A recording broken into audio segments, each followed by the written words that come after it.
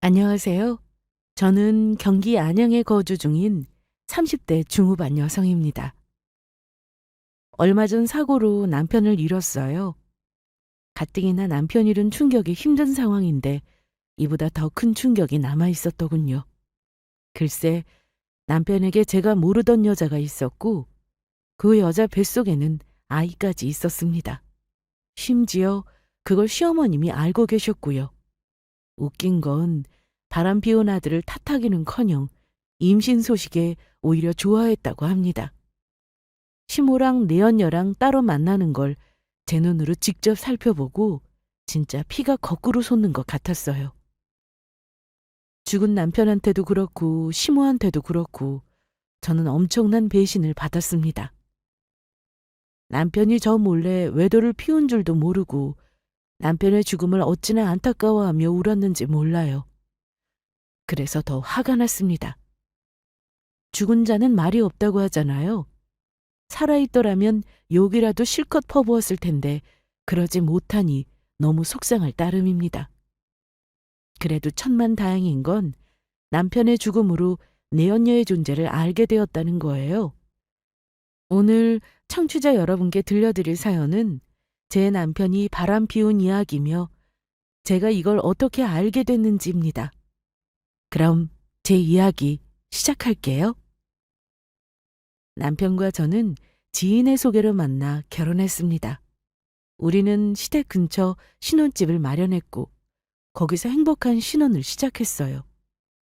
주변에 있는 사람들은 시댁과 가까운 곳에 신혼집을 얻었다고 하면 왜 그랬냐고 괜히 시댁에 불려다니면서 고생하는 거 아니냐고 했지만 전혀요. 제가 이때까지만 해도 좋은 시어머니를 얻었다고 착각한 이유가 바로 이겁니다. 시어머니는 시댁에 올 생각 말고 그저 남편만 잘 챙기라면서 둘이 재미있게 지내라고 하셨어요. 물론 빨리 손주 보고 싶은 마음에 그러셨던 것 같기도 합니다. 결혼하기 전부터 시모는 더도 말고 덜도 말고 떡두꺼비 같은 아들만 낳아달라고 하셨어요. 본인은 그거면 된다고. 식도 안 올렸는데 언제 손주 보나 이 기대만 잔뜩 하셨습니다. 결혼하기 전부터 손주 안겨달라며 노래를 부르셨습니다. 남편과 제가 빨리 아이 가질 생각이 없다면 부담스러울 수 있지만 다행히 저희 역시 서로를 닮은 아이를 빨리 낳고 싶었어요. 그래서 시모의 바람대로 결혼하면 서둘러 2세 계획을 세우자고 했습니다. 한참 신혼이기도 하고 2세 계획을 세우리라 마음먹은 상태였기 때문에 금방 임신이 될 줄 알았어요. 그러나 아무리 노력해도 기대하던 임신은 이루어지지 않았습니다. 그게 무려 1년 이상 지속되니까 시모가 왜 이렇게 소식이 없냐면서 들들 웃기 시작하더군요. 아니, 결혼한 지가 언젠데 왜 이렇게 소식이 없어? 곧 있으면 2년 다 되어가는구만. 너희 노력하고 있는 거 맞아? 그럼요. 열심히 노력하고 있기는 한데 도무지 소식이 없네요. 아우, 아니다. 괜히 더 조급하면 될 일도 안 되는 법이야. 신경 쓰지 말고 마음 편하게 먹어라. 그래야 애도 잘 들어서지. 목이 빠져라 임신 소식을 기다렸던 시모는 계속되는 기다림에 지쳐 왜 이렇게 소식이 없냐며 저희를 보챘습니다. 한 번은 아이 갖기 싫어서 말로만 노력하고 있는 거 아니냐는 의심까지 하더군요. 정말 그런 거라면 억울하지라도 않죠. 날짜까지 계산하면서 열심히 노력하고 있는데 아무리 노력해도 별다른 소식이 없으니 답답한 건 저희였습니다. 남편도 그렇고 저도 그렇고 우리가 그런 거로 거짓말하겠냐고 정말 아니라고 했어요. 우리 반응이 거짓말처럼 느껴지지 않자 그럼 왜 소식이 없는 거냐며 한숨을 내쉬었습니다. 그러다가 괜히 신경 써서 그런 거 아니냐면서 아무래도 스트레스 받으면 좋을 게 없으니까 들어설 나이도 안 들어서는 것 같다고 하셨습니다. 임신에 연연하지 말고 스트레스 안 받게 되도록 마음 편하게 먹으라고 하셨어요. 이럴 때 몸도 챙기면 좋을 것 같다며 보약이며 몸이여 좋다는 건 죄다 챙겨 먹으라고 주셨습니다. 아니, 이렇게 챙겨주는데 어떻게 마음 편히 먹나요? 대놓고 얼른 임신하라고 압박하는 꼴이잖아요? 시모가 이러니까 진짜 더 신경 쓰였습니다. 아무리 마음을 편하게 먹으려고 해도 조급한 마음은 어쩔 수 없었어요. 주위에서도 이런 말을 많이 해줬습니다. 더 신경 쓰면 쓸수록 잘 안 되는 법이라고요. 그냥 마음 편하게 놓고 있으면 알아서 생긴다고 했어요. 저 역시 하도 임신이 안 되니까 인터넷에 이것저것 찾아보기도 하고 임신한 사람들의 말을 들어보기도 했습니다. 한 번에 임신이 되는 사람도 있었지만 저처럼 그렇지 않은 사람도 있더라고요. 그래서 정말 마음가짐이 중요한가 싶어 최대한 덜 신경 쓰고 잡생각을 지우기 위해 노력했습니다. 그렇게 또 1년이란 시간이 흘렀어요. 그 이후에도 저는 임신에 성공하지 못했습니다. 이쯤 되니 애써 긍정적으로 생각하고 기다리던 시모가 참지 못하고 폭발하더군요. 내가 진짜 기가 막혀서 이 정도 노력했으면 뭐가 있어야 할 거 아니야. 결혼한 지 2년이 넘어가는데 아직까지 강간무소식이니? 진작 있어야 할 소식이 없는 거 보면 이거 분명 문제가 있는 거야. 너 당장 병원 가봐라. 시모는 우리 둘 중에 문제 있는 사람이 있다고 확신했습니다. 그러면서 남편보다 저를 더 의심하더라고요. 진짜 애써 좋게 생각하려고 노력했는데 옆에서 시모가 하도 저 난리를 피워대니 저까지 조바심 날 지경이었습니다. 아무 문제 없는 사람들도 결혼한 지 몇 년 만에 임신하기도 한데요. 여러 변수가 있으니 자연 임신이 그만큼 힘든 거라고 했습니다. 그런데 하도 문제가 있다고 눈치를 주니 제 마음도 심란해졌어요. 주변에서는 마음 편하게 먹고 조금만 더 기다려보려고 했지만 정말 우리 둘 중에 누군가 문제가 있는 거 아닐까 하는 걱정이 사라지지 않았습니다. 그래서 고민 끝에 남편과 함께 병원에 가서 검사를 받아보기로 했어요. 그리고 그 결과 제게 이상이 있다는 사실을 알게 되었습니다. 설마가 사람 잡는다고 병원에 가는 순간 검사를 받는 순간까지 마음속으로 간절히 빌고 또 빌었어요. 제발 우리 부부에게 시련이 닥치지 않기를. 바라던 대로 어여쁜 생명을 가질 수 있기를 빌었습니다. 그러나 의사의 입에서 나온 말은 충격 그 자체였어요. 모든 걸 부정하고 싶은 마음이었습니다. 내게 문제가 있었다니. 그것도 모르고 그간 고생한 게 다 부질없는 짓이었구나. 허망하기만 했어요. 저는 이 일로 큰 충격을 받았고 남편에게 미안한 마음을 안고 살아가야 했습니다. 하필이면 문제 있는 나와 결혼해서 아이도 못 보게 생겼구나 싶어서 미안하더라고요. 아이를 원하지 않았으면 모를까. 시모보다는 아니어도 아이를 원하던 사람이었습니다. 그러니 괜한 죄책감마저 들었어요. 그래서 남편과 진실한 이야기를 많이 나누었습니다. 나에게 문제가 있다는 걸 몰랐기에 당황스러웠지만 저보다 남편이 더 크게 힘들 거라는 생각에 미안한 마음을 전했어요. 그리고 원한다면 이혼해주겠다고 했습니다. 그랬더니 이혼은 무슨 이혼이냐며 아이보다 더 중요한 건 저라고 했습니다. 본인이 원한 건 우리를 닮은 아이라면서 괜찮다고 이해하겠다고 했어요. 요즘은 아이 없이 사는 부부들도 많잖아요. 우리도 그렇게 서로만 생각하며 살면 된다고 오히려 저를 위로하더군요. 그 말을 듣고 저는 더 미안한 마음을 가졌습니다. 남편이 아이를 얼마나 원했는지 잘 알고 있기 때문에 애써 마음에도 없는 말로 위안 삼는 게 속상하더라고요. 그리고 이 사실을 알게 된 시모 역시 당장 이혼하라며 남편을 설득했습니다. 원하면 이혼해주겠다는데 뭐가 문제냐면서 남편더러 하루빨리 끝내라며 다시 새 출발하자고 했어요. 네가 뭐가 아쉬워서 아이도 못 낳는 여자랑 평생 사냐고 하더군요. 지금이야 좋아서 서로만 바라보고 살 수 있다지만 나중에 시간 지나면 그것도 힘들 거라고 했습니다. 그래요. 맞아요. 시모의 말이 100번 맞습니다. 저 역시 시모와 같은 생각이었어요. 지금이야 괜찮다고 해도 언젠가는 우리 사이가 멀어지고 소원해질 수 있다고 생각했습니다. 그 사이에 아이라도 있으면 덜할 텐데 둘만으로는 그게 가능할까 확신이 안 서더군요. 한편으로 그런 시모에게 서운하기도 했지만 차마 원망할 수 있는 부분이 아니었습니다. 제게 문제가 있으니까 온전히 받아들이고 이해해줘야만 했어요. 그러나 남편은 확고했습니다.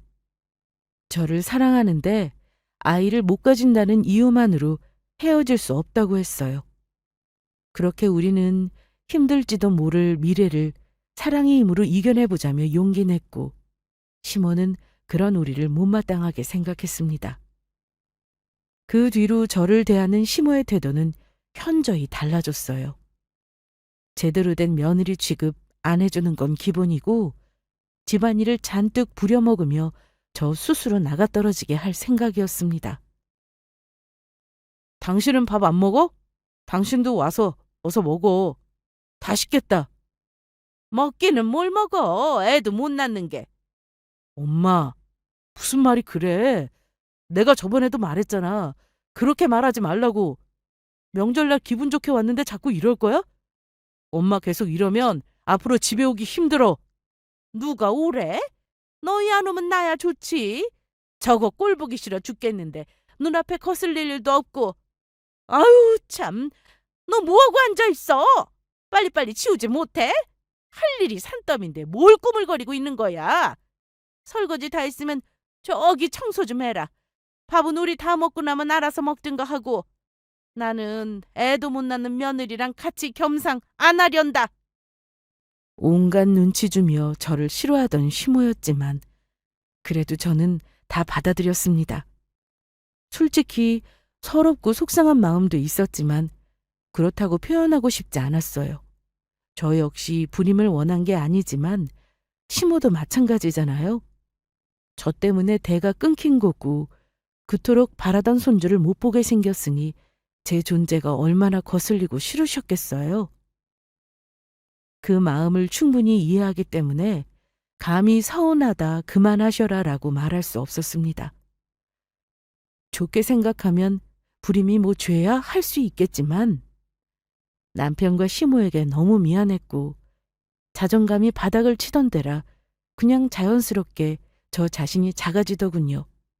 이때 남편이 가운데에서 애를 많이 써줬어요. 시모에게 그만해라 말려주기도 하고 혹시라도 상처받았을 때 제 마음을 헤아려주기도 했습니다. 저희 부모님도 그렇고 지인들은 그런 남편을 참 자상하게 생각했어요. 세상에 저런 남편이 어디 있냐며 칭찬을 아끼지 않았습니다. 저 역시 저를 잘 챙겨주고 사랑해주는 남편에게 고마웠습니다. 날 만난 남편이 안타까울 만큼 정말 좋은 사람이라 생각했어요. 그래서 남편에게 더 최선을 다해서 잘해줬습니다. 저를 모질게 대하는 시모에게도 철판 깔고 아무렇지 않은 척 잘하려고 노력했어요. 그러나 이미 눈밖에 나버린 상황이라 시모와의 관계는 좀처럼 회복될 기미가 보이지 않았습니다. 아무리 제가 미워도 노력한다면 조금씩 마음을 열어주시지 않을까 싶었는데 그건 제 욕심이었습니다. 시모는 계속해서 저를 꼴도 보기 싫어했고 애도 못 낳는 물건 내 눈앞에서 치우라며 심한 말도 하시곤 했어요. 그때마다 남편은 본인이 대신 사과한다며 제게 더욱 미안해했습니다. 그렇게 시모에게 모진 말을 들으며 산 지 어느덧 1년. 어느 시점부터 저를 대하는 시모의 행동이 묘하게 달라지더군요. 예전 같았으면 너 같은 거 꼴도 보기 싫다고 한 소리 했을 텐데 어느 날부터 이런 말도 잘 안 하고 굳이 저한테 시비를 걸지 않았어요. 뭐랄까 이상하게 눈치를 보는 듯한 느낌도 들었고요. 그래서 남편한테 시모의 행동이 조금 이상하다고 했더니 그동안 제게 많은 감정을 퍼부었으니 이제 미안해서 그러시는 것 같다고 했습니다. 워낙 손주에 대한 집착이 강해서 저를 쉽게 받아들이지 않을 거라 생각했는데 남편의 말을 듣고 보니 정말 그런 건가 싶더라고요. 그러지 않고서야 그동안 구박하던 행동을 멈출 리 없잖아요. 엄마와 딸처럼 사이좋은 부부 사이는 아니어도 전처럼 좋은 관계로 지낼 수 있을 거란 생각에 내심 기분이 좋았습니다. 저를 이해하고 받아주신 만큼 앞으로 더욱 잘해야겠다고 생각했어요. 그러던 어느 날이었습니다. 저기 병원인데요. 지금 남편분께서 위독한 상태예요. 얼른 병원으로 좀 와주세요. 네? 우, 우리 남편이요? 평온한 하루의 정적을 깬 건 다름 아닌 급박한 한 통의 전화였습니다. 병원이라면서 남편이 위독하다고 하더군요. 어쩐지 이날따라 모든 게 평온하기만 했어요. 이렇게 안 좋은 일이 있으려고 모든 것들이 고요했던 건가 싶을 만큼요. 전화를 끊고 떨리는 마음을 겨우 진정시키고 황급히 옷을 챙겨 병원으로 향했습니다. 도착해보니 피범벅인 채로 누워있는 남편의 모습이더군요. 여보, 나 왔어. 일어나. 여기서 뭐 하는 거야? 당신 왜 여기 누워있는 건데? 선생님, 우리 귀 괜찮은 거죠? 그렇죠. 이 사람 깨어나게 뭐라도 좀 해봐요. 왜 아무것도 안 하고 가만히 있어요? 안타깝게도 제가 병원에 도착했을 때 이미 남편은 눈을 감은 상태였습니다. 저는 심장이 멈춰 창백해진 남편의 몸을 흔들며 어떻게든 깨워보려 노력했어요. 그러자 다들 안타까운 표정과 말투로 말리더군요. 남편이 죽었다니 정말 믿고 싶지 않은 현실이었습니다. 분명 아침까지만 해도 잘 다녀오겠다고 집을 나선 남편이었는데 싸늘하게 식은 채로 왜 여기 누워있는 건지 받아들이기 힘들었어요. 제 전부와도 같았던 남편의 죽음은 제 인생에서 두 번째로 큰 충격이었습니다.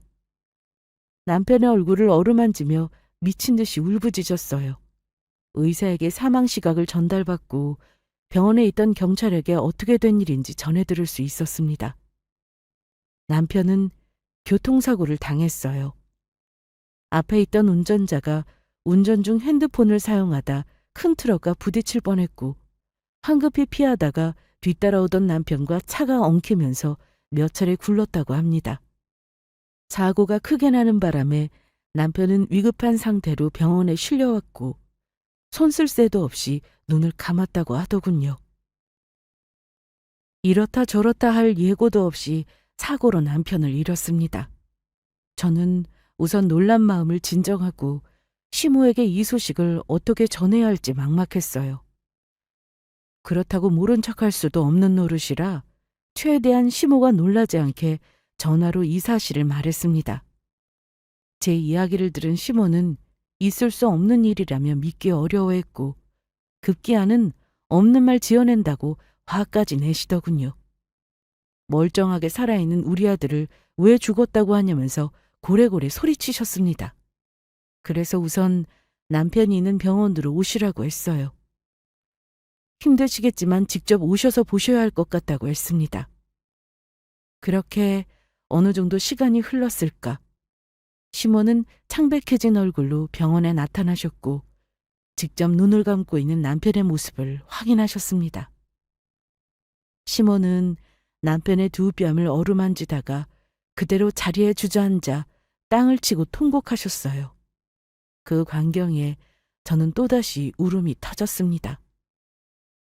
가까스로 시모를 진정시키고 남편의 장례 준비를 시작했어요. 시모와 저는 둘 다 넋을 놓은 표정으로 안내 지도사를 따라 움직였습니다. 어느 정도 빈소에 앉아 있으니 연락받은 지인들이 하나둘 오기 시작하더군요. 다들 어떻게 이런 일이 있나 참담한 표정을 지으며 저와 시모를 위로했습니다. 정신없이 사람들 맞이하고 또 남편 생각에 울다 보니 몸이 지칠 대로 지치더군요. 정신이 몽롱하기까지 했습니다. 너무 힘들어서 쉬고 싶지만 시모도 버티고 있었기 때문에 차마 그럴 수 없었어요. 그래서 여기는 제가 볼 테니 시모한테 들어가서 조금 쉬라고 했습니다. 금방이라도 쓰러질 듯 몸이 너무 안 좋아 보이셨어요. 제 말에 시모는 알겠다며 힘겹게 고개를 끄덕이셨고 유가족들 대기실로 천천히 걸어가셨는데 그 순간 처음 보는 만삭의 임산부가 들어오지는 않고 가만히 선 채로 남편의 영정사진을 보며 서럽게 울더군요. 그 모습에 누구지? 남편과 아는 사이인가? 아니면 시모?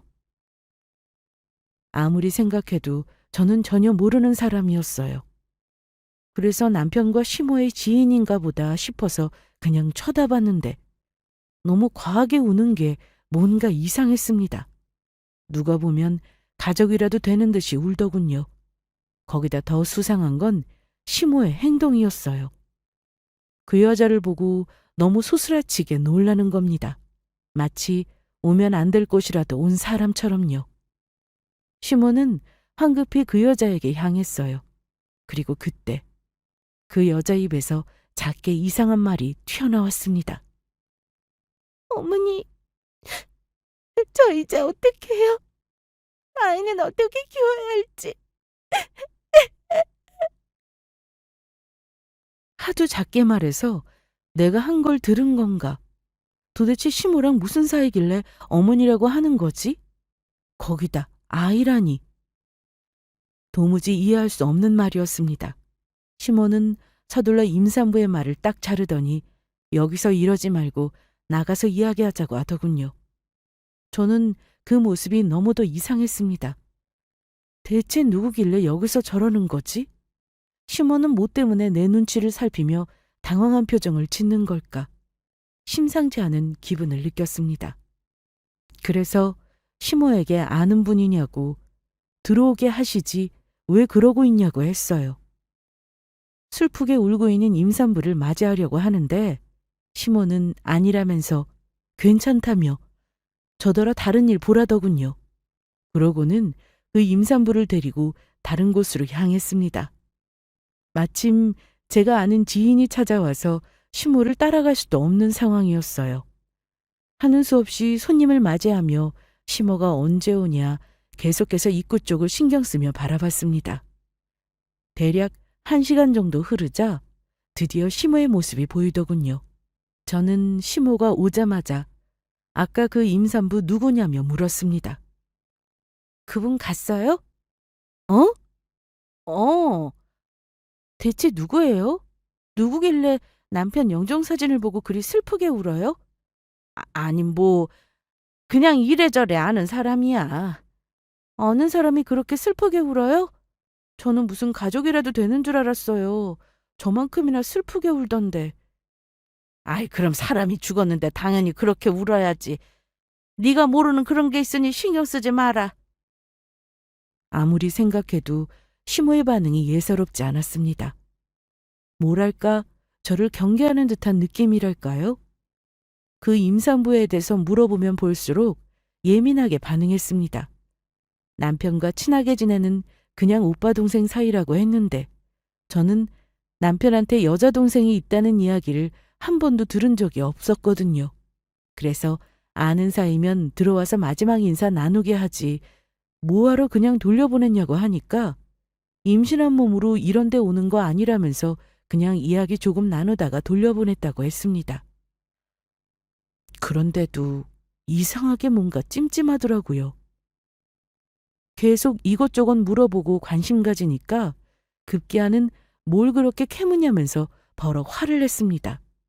그냥 아는 동생 한 번 찾아온 거 가지고 뭘 그렇게 신경 쓰냐면서 남편의 장래나 신경 쓰라길래 더 이상 별말 안 했습니다.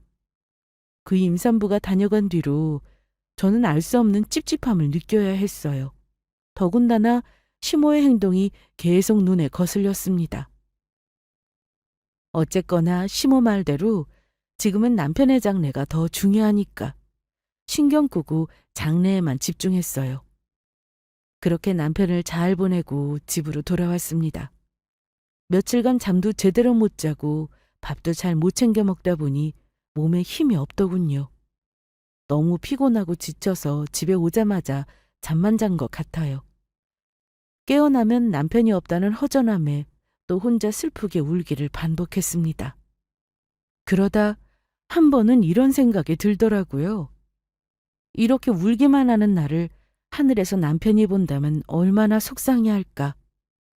비록 남편의 죽음이 너무도 힘든 고통이었지만 이럴수록 더욱 힘을 내서 씩씩하게 잘 사는 모습을 보여줘야겠다 싶었어요. 그래야 남편도 하늘에서 제 걱정 없이 편히 쉴 수 있을 거라는 생각에 부랴부랴 정신을 차렸습니다. 밀린 집안일도 하고 건드릴 엄두도 안 났던 남편의 짐도 하나둘씩 정리해 나가기 시작했어요. 그리고 그때 남편의 서재 깊숙한 곳에서 정체 모를 핸드폰이 하나 발견됐습니다. 그의 핸드폰이 아닌데 누구 거지?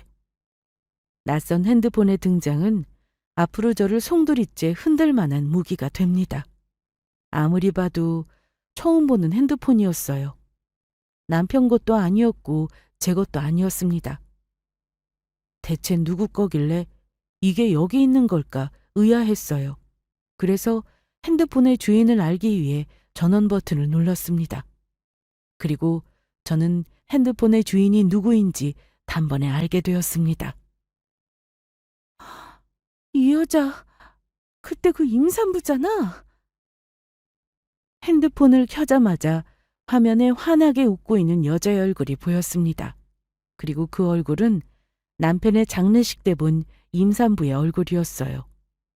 이게 어떻게 된 거지? 왜 이 여자의 사진이 핸드폰 배경화면으로 되어 있는 걸까? 혹시 이 핸드폰이 그 여자의 것인가? 싶었습니다. 그러나 거기서 멈추지 않고 또 놀라운 사실을 알게 되었어요. 이 핸드폰은 남편의 또 다른 핸드폰이었습니다. 사진첩에는 둘이서 다정하게 찍은 사진들이 가득했고 주고받은 문자의 내용이 딱 커플 간의 대화였어요. 비로소야 알 수 있었습니다. 그 임산부는 남편의 내연녀라는 것을요. 어쩐지 남편의 영정사진을 보고 왜 그리 구슬프게 울까 이상했었는데 이제야 퍼즐이 맞춰지더라고요. 그리고 이내 소름이 돋았습니다. 장례식장에서 시모의 행동이 수상했잖아요. 임산부를 제 눈앞에서 숨기려고 했던 이유는 남편의 내연녀라는 사실을 알고 있었기 때문입니다. 남편은 그렇다 치고 시모도 저를 속이고 있었어요. 이때부터 저는 남편을 잃은 고통보다 시모와 남편이 나를 속이고 배신했다는 사실에 더 큰 고통을 느끼게 됐습니다. 어떻게 감쪽같이 날 속일 수 있었을까? 소름 끼치게 무섭더군요.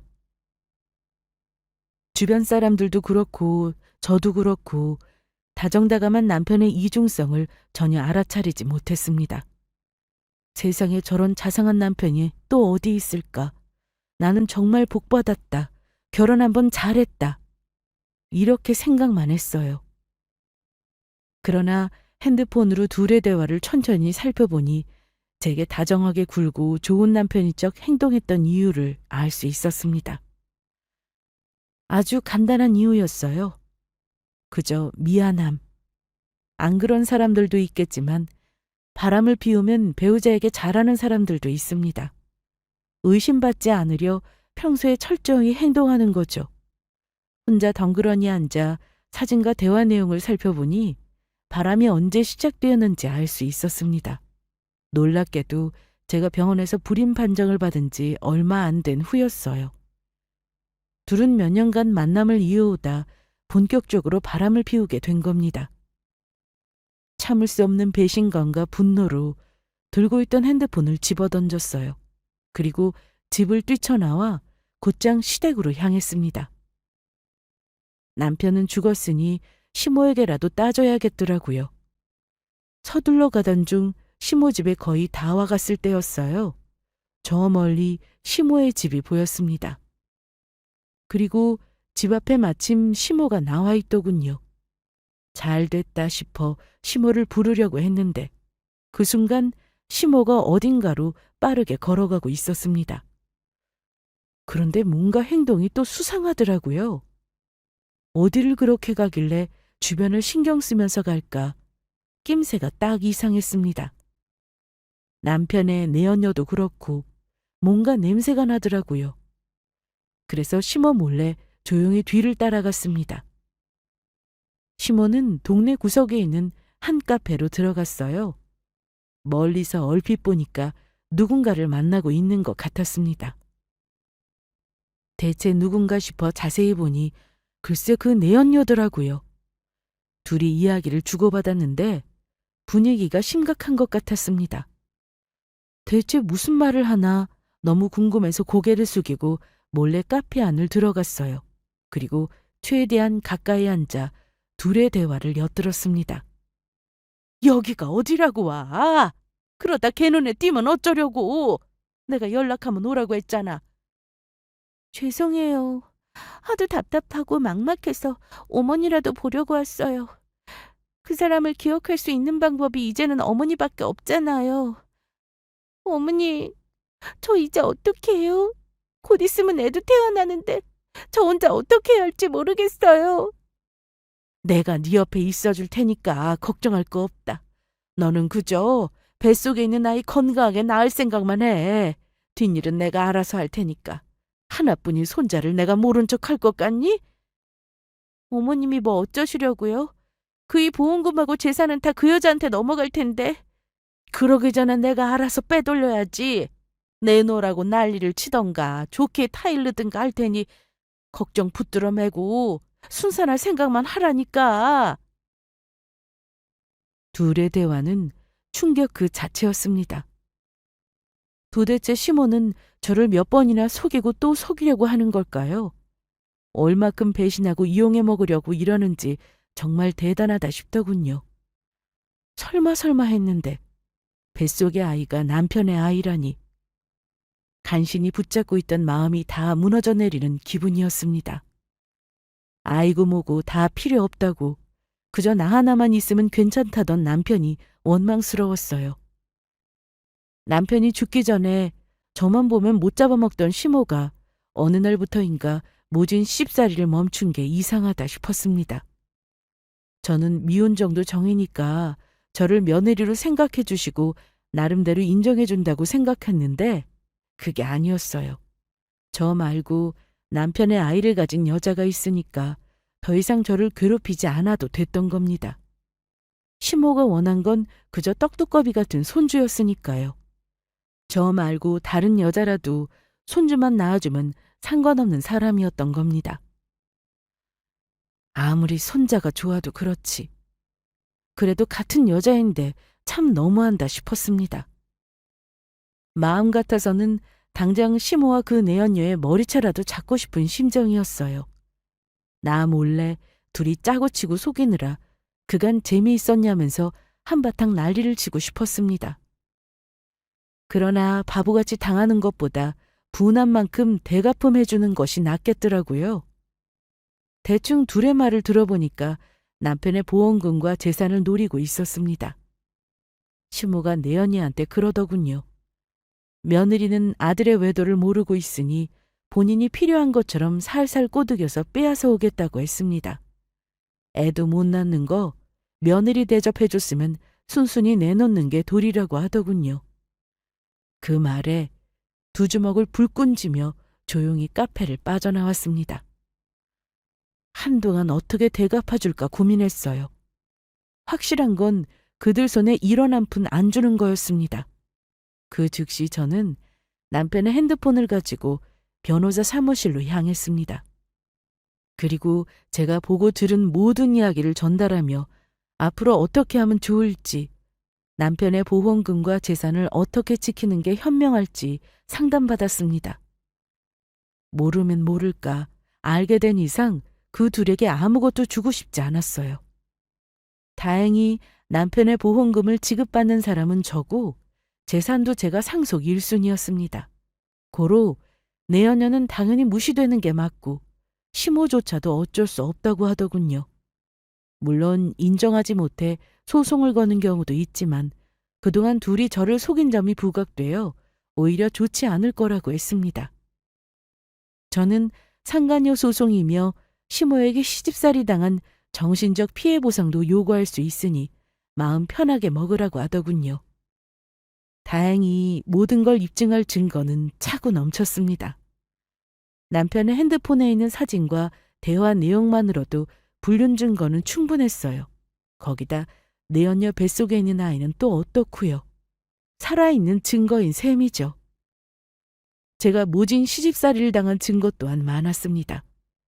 시집살이로 정신적 스트레스를 많이 받아 정신과 진료도 받았었고 저를 무시하며 부려먹었던 시모의 문자를 가지고 있었어요. 그 증거면 충분한 상태였습니다. 저는 바로 변호사를 선임하고 둘을 상대로 소송을 걸었습니다. 그리고 친절하게 소장을 들고 시모 집으로 향했어요. 시모는 연락도 없이 온 저를 달갑게 맞이해주지 않았습니다. 갑자기 여긴 왜 왔냐고 못마땅하게 쳐다보길래 전해줄 게 있어서 왔다며 서류 봉투를 건넸습니다. 이거 전해드리려고 왔어요. 이게 뭐냐? 가만히 있어봐. 이거 지금 뭐라고 써져 있는 거야? 고소장? 아니, 이게 대체 뭐야? 네가 날 고소한다고? 참나, 남편 잃고 정신이 어떻게 됐니? 네가 뭔데 날 고소해? 제가 건넨 고소장을 확인한 시모는 기가 막힌다는 표정을 지으며 저를 미친년 취급했습니다. 남편 죽자마자 본인한테 복수하는 거냐면서 겨우 시집살이 조금 시킨 걸로 시어머니를 고소하는 게 말이 되냐고 하더군요. 애도 못 낳는 거 며느리 대접해줬더니 은혜를 이런 식으로 갚냐면서 저를 아주 천하의 못된 년으로 만들었습니다. 그래서 저는 내연녀에게 줄 소장을 시모에게 건넸어요. 이렇게 나올 줄 알고 같이 가지고 왔습니다. 이걸 보면 신나서 떠들어대던 입을 딱 막을 수 있을 것 같아서요. 역시나 제 예상이 맞았습니다. 상간녀 소장을 본 시모는 새하얗게 질린 얼굴로 저를 쳐다봤습니다. 대체 언제부터 알고 있었냐고 묻길래 솔직하게 말해줬습니다. 장례를 치른 뒤에 알게 되었다고요. 그리고 카페에서 내연녀와 나눈 이야기를 다 들었다고 했습니다. 그러니 내게 이런 한 푼 빼앗아갈 생각 하지 말라고 경고했어요. 그러자 시모는 재산이란 말에 눈을 반짝거리며 갑자기 돌변했습니다. 우리 아들 돈인데 네가 뭔데 가로채냐면서 도둑년이라고 오만 욕을 하더군요. 그게 네 돈이라도 돼? 그거 우리 아들 돈이야. 보험금도 내 새끼 목숨값이라고. 네가 뭔데 그걸 가로채? 이런 식으로 심보 고약하게 쓰면 천벌 받는다. 네가 그러니까 애가 안 들어서는 거야. 그래서 저 몰래 바람피어 생긴 아이를 손주로 생각하며 좋아하셨어요? 그래, 좋더라. 그러면 안 돼? 네가 못 낳아준 손주 그 아이가 낳아준다는데 당연히 좋지 않겠어? 너 지금 배신감에 열받아서 일어나 본데 정신 차려. 우리 아들 바람 피운 거 잘못한 행동 아니다. 아무리 그래도 대는 이어야지. 네가 애를 못 낳으니까 다른 여자한테 눈 돌린 거 아니겠어? 그래도 이혼 안 하고 데리고 살아준 것만 해도 고맙게 생각해야지. 옛날 같았으면 진작에 쫓겨났어. 이렇게 뻔뻔한 사람이니까 아들의 외도를 숨겼나 봅니다. 어쩜 이렇게 눈 하나 깜짝하지 않고 내게 이런 말을 할 수 있나 싶더라고요. 그래도 다행이죠. 기분은 좋지 않았지만 차라리 이렇게 나와주니 마음 약해질 일 따위는 없을 것 같았습니다. 마음 독하게 먹고 시모와 내연녀를 벌할 수 있을 것만 같았어요. 그동안 제 스스로 너무 나약한 사람이라고 생각했고 자존감이 한없이 낮아서 그저 수긍하며 시모의 말을 듣기만 했는데 이 순간만큼은 모든 걸 집어던졌습니다. 더 이상 제 시모도 아닌 사람의 말을 쥐죽은 듯이 들을 이유가 없잖아요. 그렇게 손주가 보고 싶으면 어떻게든 이혼시키고 그 내연이랑 재혼시키지 그랬냐고 따졌습니다. 어찌되었건 날 속이고 외도를 저지른 것에 대한 죄는 결국 가볍지 않다고 똑부러지게 말했어요. 소장에 나와 있듯 내가 할 수 있는 모든 걸 다 동원해서 둘에게 벌을 줄 거라고 했습니다. 사람들에게 손가락질 받는 것과 일원 한 푼도 뺏기지 않는 벌을 줄 거라고 했어요. 곧 있으면 애도 태어날 텐데 돈 없는 시모가 어떻게 책임질 거냐며 비아냥거리자 시모는 씩씩거리며 당장 본인의 아들 돈을 내놓으라며 난리쳤습니다. 애도 못 낳는 게 무슨 돈이냐고. 넌 그 돈 가질 자격 없다면서 달려들었고 저는 저항 없이 다 맞아줬습니다. 나중에 이것도 진단서 떼서 같이 고소할 생각이었어요. 그래야 시모의 죄는 전보다 더 무거워질 거고 그에 따른 책임 역시 커질 테니 말이죠. 한참을 아무 말 없이 가만히 맞아줬습니다. 시모는 숨을 고르며 좋은 말 할 때 돈 내놓으라며 협박 아닌 협박을 했어요. 그래도 그간 고생한 걸 인정해서 조금은 챙겨주겠다고 했습니다. 그 돈 먹고 떨어지라길래 그럴 수 없다고 했죠. 시모를 노려보며 돌려줄 이유도 없고 오히려 더 받아낼 거라고 말했어요. 시모는 독한 년이라며 본인도 가만히 있지 않을 거라고 했습니다. 앞으로 살 날이 얼마나 남았다고 본인이 무서울 게 있을 것 같냐면서 어디 한번 끝까지 가보자고 하더군요. 그래서 저는 바라던 바라고 했습니다. 그 즉시 주머니에 있던 핸드폰을 꺼내서 경찰에 신고했어요. 잠시 후 경찰이 도착했고 저는 시모에게 폭행당한 얼굴을 보여주며 고소하겠다는 뜻을 밝혔습니다. 그러자 시모는 본인이 언제 때렸냐면서 나이 먹고 힘없는 노인네가 어떻게 젊은 사람을 때리겠냐면서 발뺌하더군요. 그래서 저는 핸드폰 속에 저장된 동영상을 경찰에게 보여줬습니다.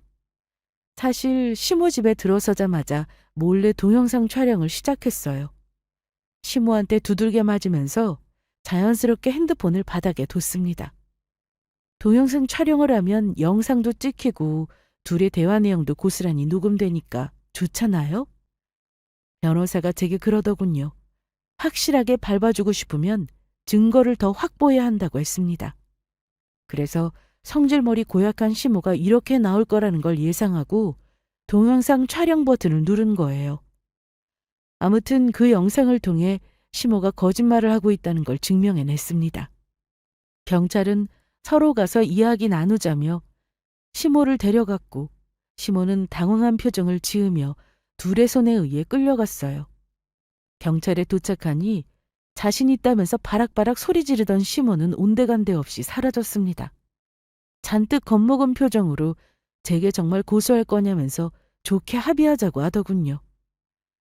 나이 들고 힘없는 노인네한테 이렇게까지 하는 건 너무하지 않냐고. 아무리 본인 아들이 죽을 죄를 지었어도 고인인데 최소한 이 생에서 편히 쉴 수 있도록 도와줘야 하지 않겠냐며 고소를 취해달라고 했습니다. 아까 그렇게 자신 있던 모습은 어디 갔어요? 끝까지 가보자고 한 건 제가 아니라 바로 어머님이에요. 저는 취할 생각 없어요. 어머님한테 입은 피해 다 보상받을 거예요. 그 내언니한테도 마찬가지고요. 죄를 지었으면 그에 따른 벌을 받아야죠. 남편은 목숨으로 죗값을 치렀으니 어머님도 뉘우치는 마음으로 제가 내리는 벌 달게 받으세요. 저는 뒤늦게 미안하다며 사과하는 시모를 내버려 두고 집으로 돌아왔습니다. 진심으로 사과한다면 모를까. 마음에도 없는 사과? 개나 주라죠. 시모는 죄를 뉘우칠 기회를 스스로 날려버렸습니다. 벌 받는 게 두려워 가식적인 사과를 날리다니 더욱 용서할 수 없었어요. 대체 얼마나 나를 만만하게 봤으면 이런 식으로 행동할까 기가 찼습니다. 아무튼 그날을 기점으로 저는 소송 준비에 들어갔어요. 나중에 상간녀가 저를 찾아와 만삭인 몸으로 무릎 꿇고 빌었습니다. 정말 죄송하다. 죽을 죄를 지었다. 제발 좋게 합의해달라면서 애원했어요. 본인은 제게 줄 돈이 없을 만큼 상황이 좋지 않다고 했습니다. 아이 낳으면 들어갈 돈도 많은데 위자료까지 어떻게 내냐며 한 번만 봐달라더군요. 아무리 본인이 미워도 뱃속에 있는 아이는 외면하지 말아달라고 하길래 저랑은 상관없는 아이라고 했습니다. 그렇게 아이 생각하는 게 뭐하러 유부남을 만났냐고 일침을 날렸어요. 가정 있는 남자를 만나고 그의 아이를 가졌기 때문에 이런 일을 겪는 거라고 했고, 멀쩡한 사람 만났으면 이런 일 같은 건 일어나지 않았을 거라고 했습니다. 뱃속에 있는 아이한테도 좋은 아빠를 만들어줄 수 있었을 거라면서 왜 아이한테 부끄러운 엄마가 됐냐며 진심으로 안타깝게 쳐다봤습니다. 내연녀는 더 이상 아무 말도 하지 못하고 그저 서럽게 울기만 했고, 저는 그만 돌아가라고 했어요. 그렇게 둘은 제가 내린 벌을 달게 받게 되었습니다. 저는 한동안 큰 아픔과 상처를 이겨내기 위해 많은 노력을 기울였어요. 지금은 많이 좋아진 상태입니다. 앞으로 한 단계 성장하고 더 좋아질 저를 기대해 보려고요. 그럼 지금까지 저의 긴 사연을 들어주셔서 감사합니다.